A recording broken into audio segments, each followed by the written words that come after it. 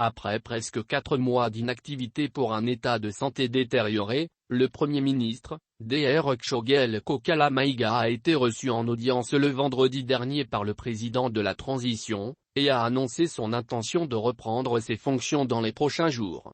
Et il a soutenu qu'il revient au chef de l'État de décider de la date de son retour plein et entier à son poste de chef du gouvernement. Mais de nombreux analystes se sont montrés prudents sur cette annonce, précisant qu'il aurait fallu que cette intention soit confirmée, dans la foulée, par un communiqué officiel de la présidence de la République. Ce qui laisse penser que cette fin d'intérim n'est pas encore constatée, ni prononcée, d'où des supputations sur la convergence de vues entre le chef de la transition et son Premier ministre ou entre le chef de l'État et ses alliés colonels, véritables hommes forts du pays. La reprise de fonction du Premier ministre Kshogel Kokala Maïga est-elle source de discorde ou fait-elle l'objet de désaccords entre les 5 colonels réputés vrais détenteurs du pouvoir au Mali? En effet, c'est presque 4 mois après son repos médical forcé que le Premier ministre Kshogel Kokala Maïga a annoncé sa disponibilité et sa capacité à reprendre ses fonctions à la tête du gouvernement. Est-il définitivement rétabli et à nouveau apte à relever les exigeants défis de chef de l'action gouvernementale? Apparemment, l'homme a retrouvé ses aptitudes physiques et intellectuelles, mais son repos a-t-il créé des appétits en vue de son remplacement? Rien n'est moins sûr.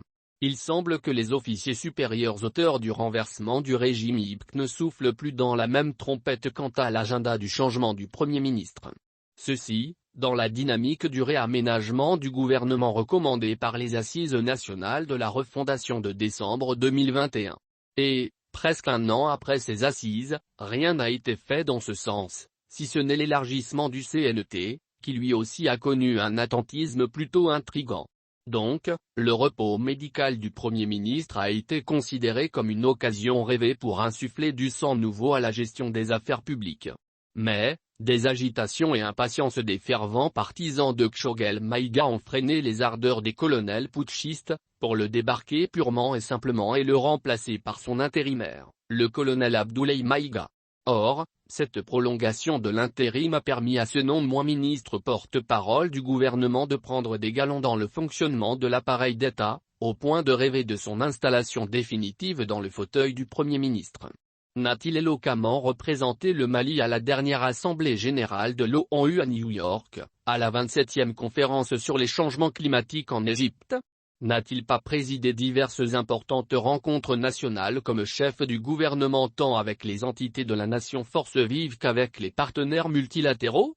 Toutes ces phases de gouvernance n'ont-elles pas fait venir de l'eau à la bouche du Premier ministre intérimaire, dont le sens de la mesure, l'humilité et la recherche du consensus avec les acteurs sociopolitiques sont souvent salués? Rien n'est moins sûr.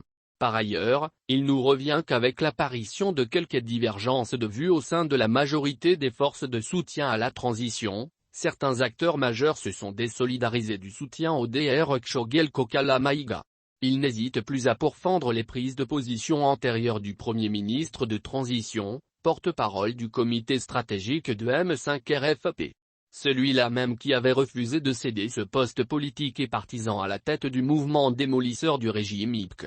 Enfin, certains acteurs politiques estiment que pour mieux préparer les élections et maximiser leurs chances de réussite, il nommera à la tête du gouvernement un Premier ministre non partisan.